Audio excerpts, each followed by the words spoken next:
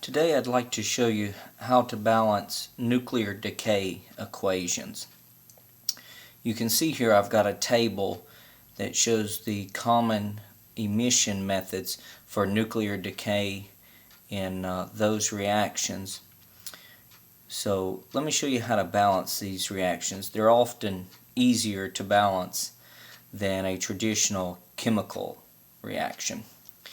When first starting to balance nuclear decay equations, you want to pay attention to the mass numbers, which are going to be in the top position here, the 14s, and you want to pay attention to the atomic numbers attached to the elements. So here nitrogen has the atomic number 7 and carbon has the atomic number 6. When you balance, you want to balance the atomic numbers and you want to balance the mass numbers. Okay, so the missing particle here would have a mass value of 0 because 14 equals 14. So here we're going to have a 0.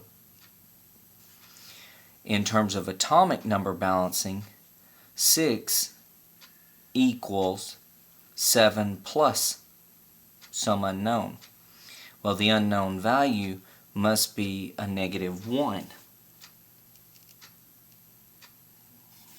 because 7 plus a -1 will equal, think of the arrow, the yields arrow, as an equals. 7 plus -1 equals 6.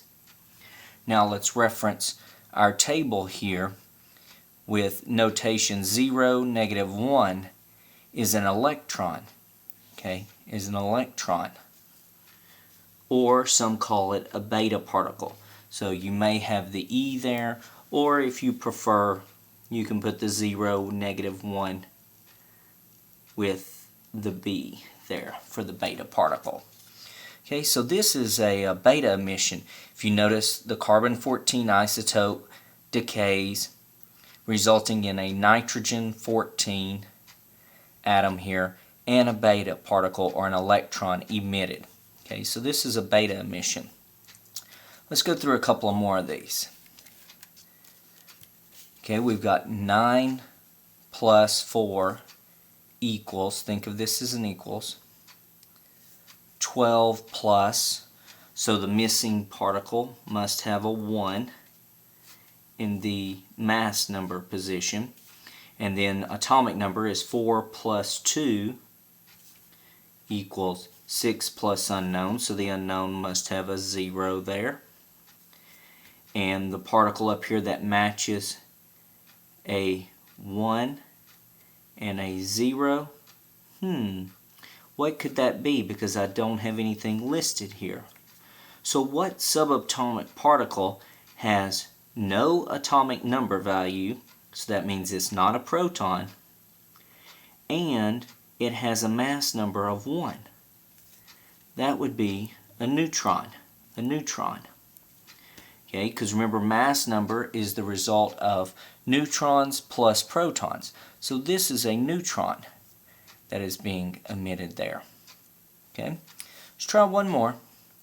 14 plus 4 would be 18, and on this side we have a 0 plus.